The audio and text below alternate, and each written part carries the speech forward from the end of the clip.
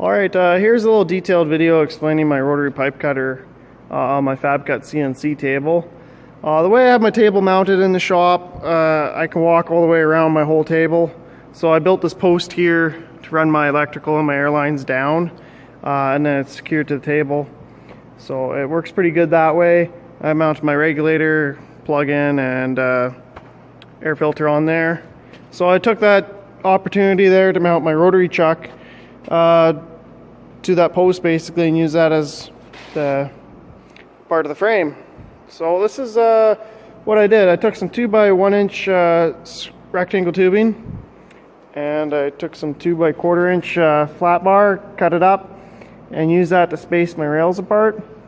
I did that so that these rollers wouldn't have any play in them side to side, so nothing could get out of square when you put a piece of pipe on there. So the way I did these was I cut them all up on the CNC table here, and I undercut the holes and I drilled them out,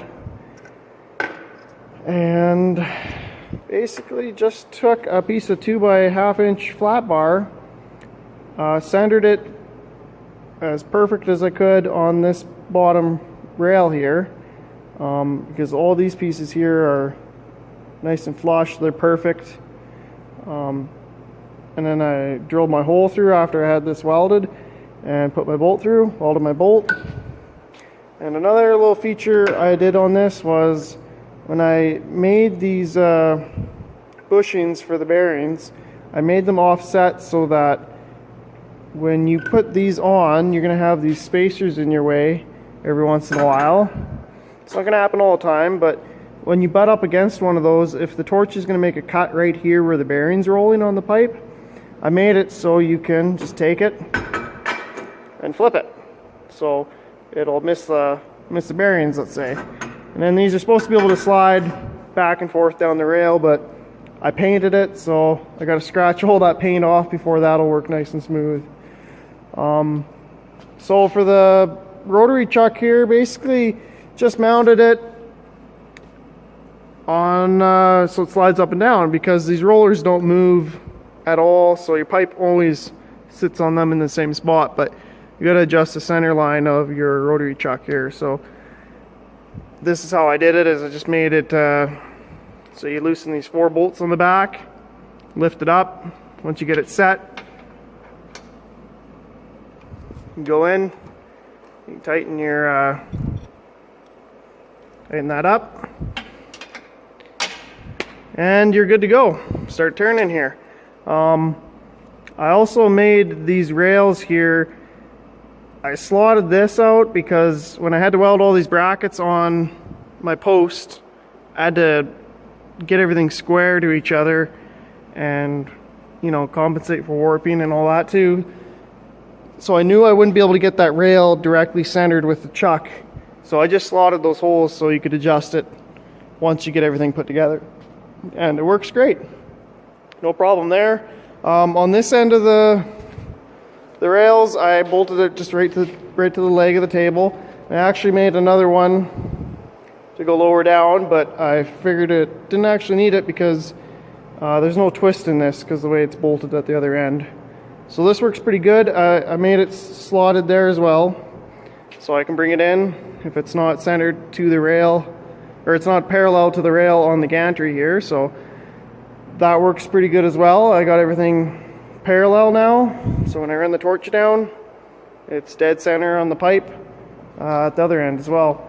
Another feature, I wanted to do it off the side of the table here, because if I'm going to be throwing, like, I got a trailer load of 16 foot pipe here right now, so I'm going to be actually making another stand here tomorrow to go out here so I can throw a piece of 16 foot pipe in here and do all my cutting on the one end, or cut the pipe off if I want, or flip it and do the other end.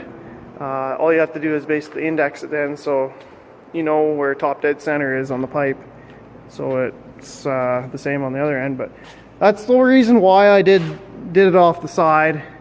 I was going to do it on the table originally, and I decided, well, if I want to turn anything bigger than, you know, 12 inches on the table, I won't be able to do that. So right now, I mean, my limiting factor for clearing pipe on here is going to be this motor here on the gantry. So I believe it's about 18 inches actually, what it'll clear. So if I actually made this further out more, you know, I could turn a lot bigger pipe as well, but I don't see me even turning an 18-inch pipe right now. But it's an opportunity if I do need to.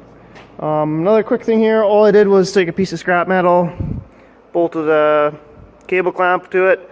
I stripped an old set of booster cables down, bare wire, and I used the weight of my magnetic ground just to hold it against the chuck. I did have it against the pipe originally, but you know, when your torch comes, you don't want to snag that, so works pretty good. For now, I just got this mounted off the side of the gantry. It's not exactly the most sturdy thing, but hey, it works pretty good. I plan on putting a Z-axis lifter here, so I still get my torch height control for my pipe, so it still does its touch off if I want it to. It's still, you know, feed hold if I break the torch off. This works pretty good, this setup, other than you get a cat on your table every once in a while. But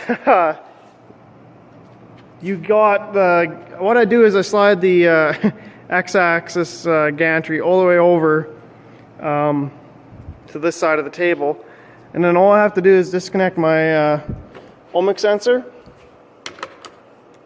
and disconnect my breakaway wire and slide it back over here. Good to go. I can switch between the two pretty quickly. So I think I'm actually all set up here. Might as well do a cut. Go over to the software side and show you guys what I did there, I guess. So I still have a little bit of playing around to do here. This is FabCut 6.0 Pro, and if we go into axis here, what I actually did was I left my axis the same. Everything's the same. All I did is actually switch the wires on the back of the control box. My first axis is my X-axis, which is actually disconnected.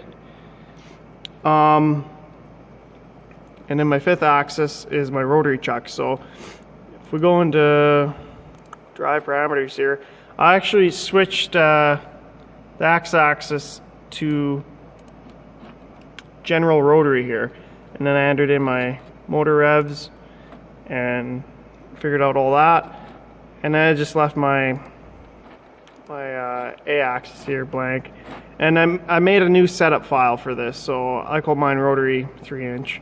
And then if I want to go back to my other one, just go and find my last one, open, and we're back in business here. Now we're doing normal table operations. So it's just a matter of switching files on the computer, which isn't really a big deal to me. The other part of it is you gotta, you know, I'm doing a cope here, so 3-inch pipe, you're basically going 9 inches all the way around it. So you draw it out 2D, you know, everything runs through the cam the exact same way. The biggest part about doing the cam is you gotta, if you're doing multiple copes on a pipe, like say 2 copes, you have to set the order of operations, you know, so it's going to do the other end first before it cuts off your rotary end. Made that mistake a couple times here already, but not a big deal. And then you just basically import it in. Another feature you can do here is, I wonder if I actually got it up. Let's check here. So I just type in pipe cope calculator, and we're gonna go to the first website, I believe it is Metal Geek. That's it. So Metal Geek actually offers a pipe cope calculator here, and this is pretty cool. You can do G-code here, and you can actually download it. So you can copy all your G-code in, and I run it into my FabCut, and then you can actually get these copes right into FabCut. I just gotta add the G-code a little bit, but not a big deal. That's kind of how I got this first cope here figured out. All right, well, so here's another thing. I have my torch height control off and touch off as well. So let's, I'm just gonna lower my Z-axis here. All right, so let's do some cutting here, I guess. Got my pipe centered up.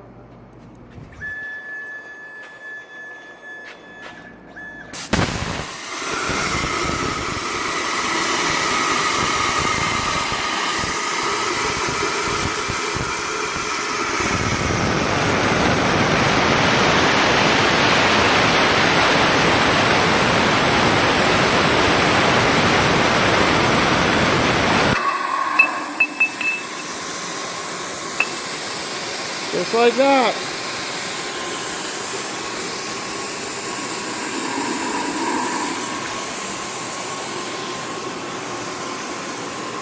So that's the way I have that, that's the way it works. So you're basically just tricking the machine into cutting a 2D surface, but you're just rolling it. So it's really not much different.